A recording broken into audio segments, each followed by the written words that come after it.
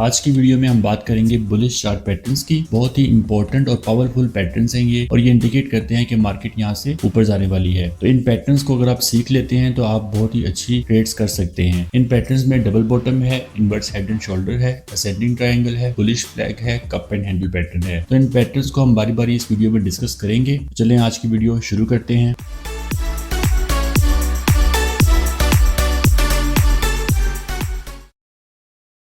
सबसे पहले जो बुलिश चार्ट पैटर्न्स हैं ये क्या इंडिकेट करते हैं कि प्राइस ऊपर जाने वाली है। इंडिकेट क्या करते हैं कि प्राइस की अपवर्ड मूवमेंट होगी, कि प्राइस ऊपर जाएगी। नंबर सेकंड पे आपने इन पैटर्न्स को किस मार्केट के अंदर देखना है। इसको आप ढूंढते हैं बेरिश मार्केट के ऑलमोस्ट बॉटम पे, और ये क्या इंडिकेट करते हैं, ट्रेंड रिवर्सल। इनके बारे में आपने तीन बातें याद रखनी है कि जो बुलिश चार्ट पैटर्न्स हैं ये इंडिकेट करेंगे कि बायर्स कंट्रोल में है और मार्केट ऊपर जाने वाली है। दूसरा, आपने किस मार्केट में इसको ढूंढना है, बेरिश मार्केट के बॉटम पे, यानी कि डाउनवर्ड ट्रेंड मार्केट में बन रहा है उसके एंड पे ये पैटर्न्स बनते हैं, और ये क्या इंडिकेट करते हैं कि यहाँ से प्राइस रिवर्स होगी, ट्रेंड का क्या होगा, रिवर्सल होगा। तो अब चलते हैं चार्ट पैटर्न्स की तरफ।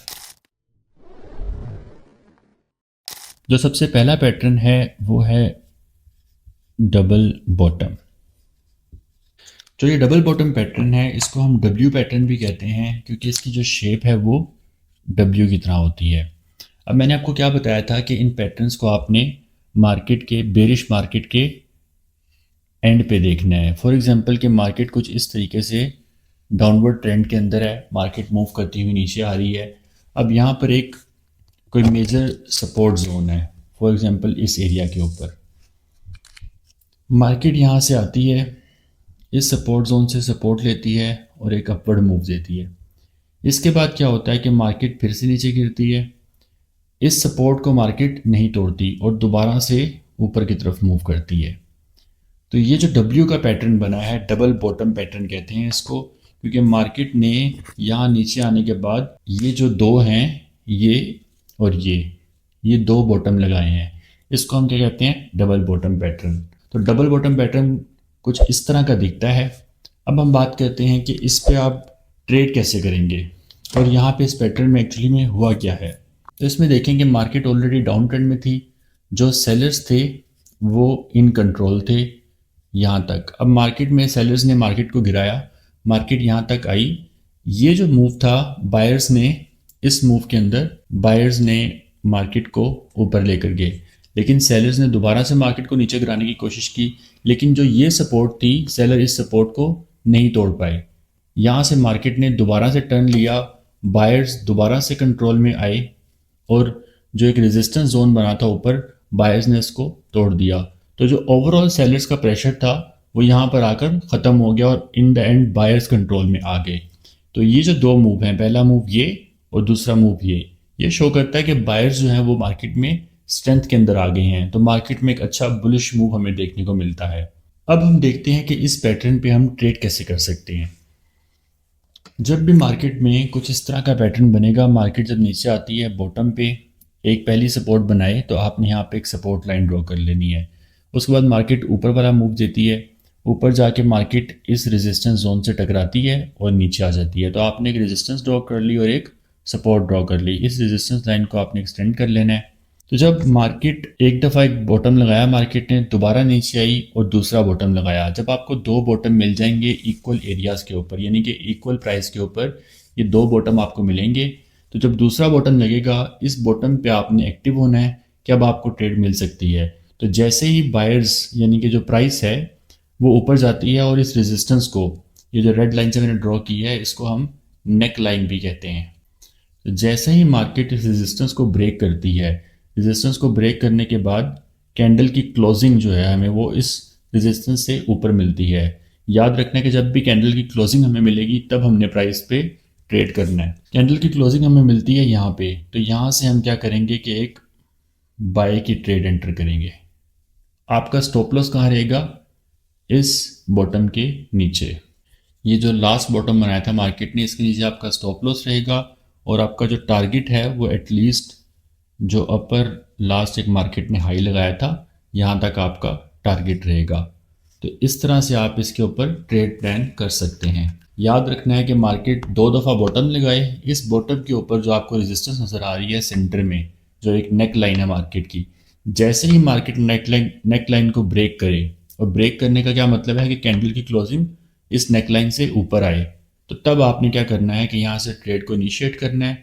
एसएल आपका इसके लास्ट बॉटम के नीचे रहेगा और टारगेट आपका जो भी लास्ट हाई है वहाँ तक आपका एक टारगेट रहेगा और आपको बहुत ही अच्छी 1:2 या 1:3 की ट्रेड मिलेगी।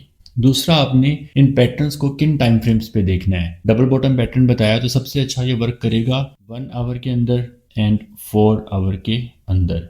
15 और 5 पे भी वर्क करता है, लेकिन ये जो टाइम फ्रेम्स मैंने आपको बताए हैं ये अच्छे टाइम फ्रेम्स हैं इन पैटर्न्स को ट्रेड करने के लिए। अब जो नेक्स्ट पैटर्न है वो है inverse head and shoulder pattern. अब आपको नाम से पता चल रहा है कि इसमें एक हेड और एक शोल्डर जैसा पैटर्न बनेगा। सबसे पहले मैंने आपको बताया था कि मार्केट में ये पैटर्न हमेशा डाउन ट्रेंड के एंड पे बनेंगे। कि फॉर एग्जांपल मार्केट इस तरह डाउन ट्रेंड के अंदर है, डाउन ट्रेंड में मार्केट नीचे आती हुई कुछ इस लेवल पे आके आपके सामने कुछ इस तरह का पैटर्न बनता है। मार्केट यहाँ से उठती है, फिर मार्केट गिरती है, फिर मार्केट उठे, फिर गिरे और कुछ इस तरह का पैटर्न आपके सामने आए। ये बन जाएगी मार्केट की रेजिस्टेंस। अब इसके अंदर एक्चुअली हुआ क्या है, मार्केट में सेलर्स जो थे वो स्ट्रॉन्ग थे, जो मार्केट को गिराकर नीचे लेकर आए।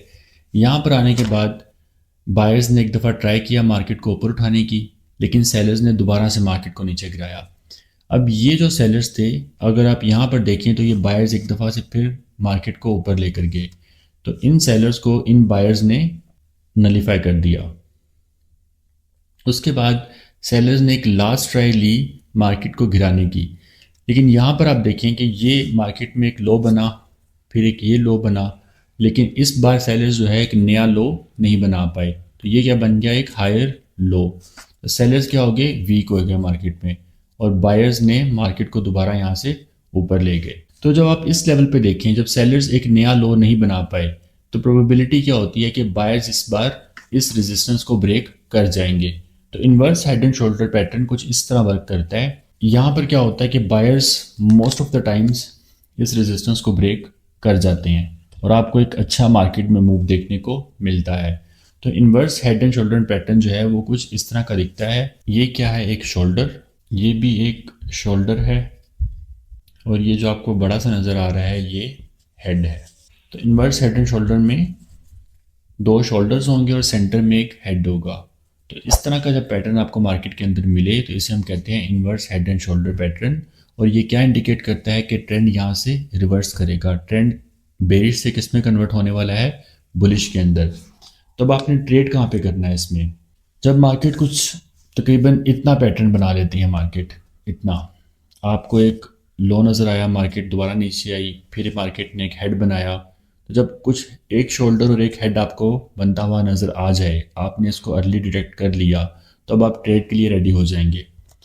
अगर मार्केट एक नया लो नहीं बनाती, पिछला लो ये था, इसके बाद मार्केट अगर नया लो नहीं बनाती और इसके इक्वल, ऑलमोस्ट इक्वल शोल्डर बना देती है, तो ये पैटर्न क्या बन जाएगा, हेड एंड शोल्डर। अब आपने वेट करना है कि ये जो रेजिस्टेंस है, ये रेजिस्टेंस, मार्केट इस रेजिस्टेंस को क्या करे, ब्रेक करे, इस रेजिस्टेंस को ब्रेक करे। ब्रेक करने का मतलब क्या है कि जो कैंडल की क्लोजिंग है वो हमें इस रेजिस्टेंस से ऊपर मिले। तो यहाँ से आप क्या करेंगे, एक बाय की ट्रेड एंटर करेंगे।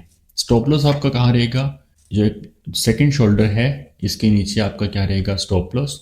और टारगेट आपका जो भी इसका रिसेंट हाई आपका बनता है, अच्छा आपको मिलता है, वहाँ तक आप इसका टारगेट ले सकते हैं। तो ये तरीका है इन्वर्स हेड एंड शोल्डर को ट्रेड करने का। बातें आपने क्या याद रखनी है कि आपको इस तरह की रेजिस्टेंस मिले, पूरा एक inverse head and shoulder pattern बने, हेड हमेशा शोल्डर से बड़ा होगा, और शोल्डर सेकंड शोल्डर में जब क्लोजिंग कैंडल की इस रेजिस्टेंस के ऊपर आएगी तब आपने ट्रेड एंटर करनी है, और स्टॉप लॉस आपका इस शोल्डर के नीचे रहेगा। टारगेट आप कोई भी प्रीवियस हाई रख सकते हैं। अब जो थर्ड पैटर्न है वो है बुलिश फ्लैग पैटर्न। आपने ये याद रखना है कि जो पैटर्न्स के नाम हैं इन्हीं से आपके दिमाग में इसकी इमेज आ जानी चाहिए। अब ये पैटर्न फ्लैग की तरह दिखता है, मैं दिखाता भी हूँ। मार्केट फॉर एग्जांपल मैं आपको बताया था कि डाउन ट्रेंड के एंड पे बनेगी, मार्केट गिरती हुई नीचे आ रही है। नीचे आने के बाद यहाँ से क्या होता है कि बायर्स मार्केट को उठाते हैं और ऊपर ले जाते हैं, और ये जो एक लास्ट रेजिस्टेंस थी मार्केट की, इसको बायर्स ब्रेक कर देते हैं। अब इसको ब्रेक करने का एक तो ये इंडिकेटर है कि मार्केट बुलिश ट्रेंड की तरफ जा रही है। दूसरा क्या होता है कि इसको ब्रेक करने के बाद मार्केट कुछ इस तरीके से मूव करना शुरू कर दे।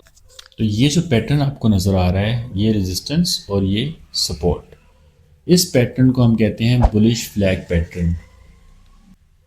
अब ये क्या इंडिकेट करता है कि मार्केट यहाँ से रिवर्स हो जाएगी, मज़ीद बुलिश जा सकती है। डाउनवर्ड ट्रेंड था, डाउनवर्ड ट्रेंड के एंड पे बायर्स ने एक अच्छा मूव दिखाया मार्केट के अंदर, लास्ट रेजिस्टेंस को ब्रेक किया। ब्रेक करने के बाद मार्केट में कुछ इस तरह से मूवमेंट आई। ये मूवमेंट क्या है मार्केट में, ये कंसोलिडेशन है कि प्राइस में एक बड़ा मूव आने के बाद कंसोलिडेशन चल रही है। तो जब ये कंसोलिडेशन इस तरह से होगी, कुछ इस तरह का जब आपको पैटर्न नज़र आएगा, तो इसमें क्या होता है कि मोस्टली प्राइस दोबारा से एक अपवर्ड मूव देती है, ऊपर की तरफ ब्रेक करती है।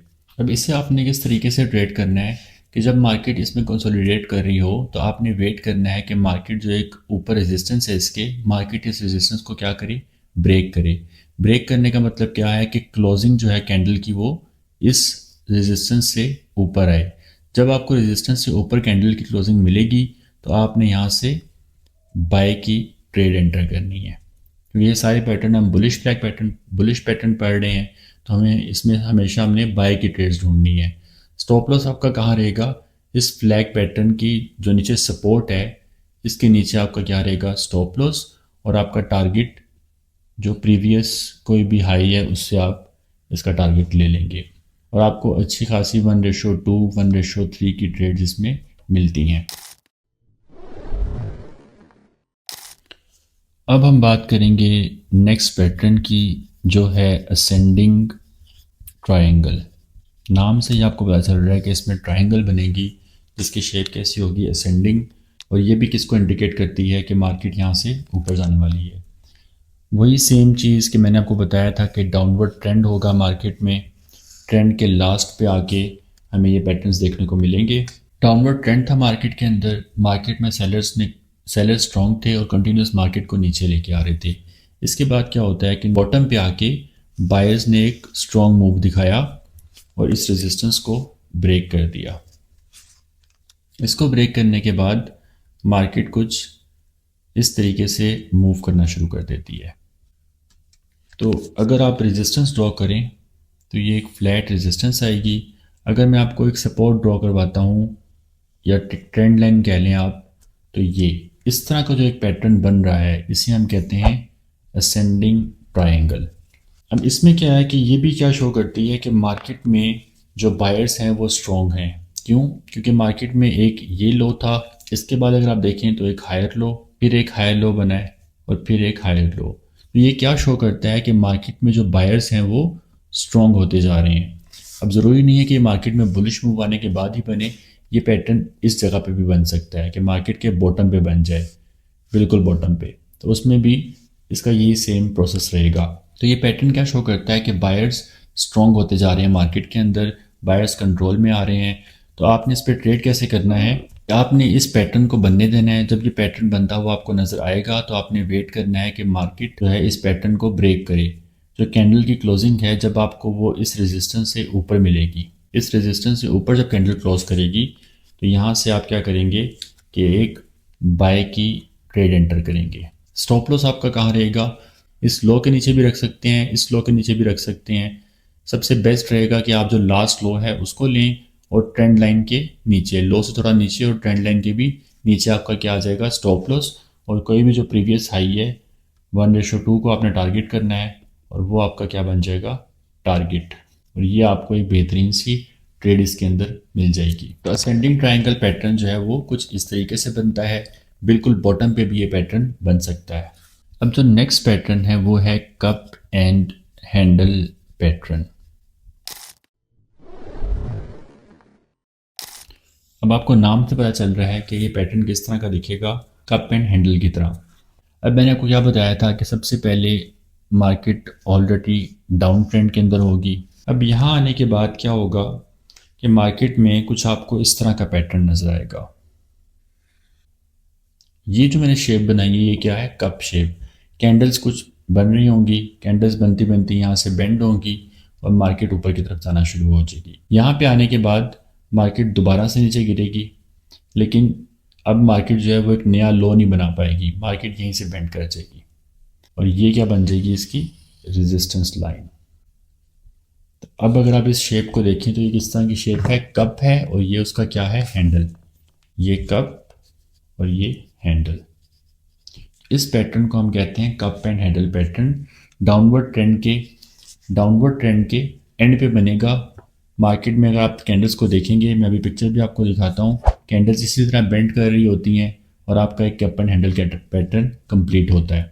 इस पर अब आपने ट्रेड कैसे करना है कि ये जो रेजिस्टेंस लाइन मैंने बनाई है, मार्केट ने यहाँ से रिजेक्शन ली, यहाँ से मार्केट ने रिजेक्शन ली और फिर थर्ड रिजेक्शन यहाँ पर है।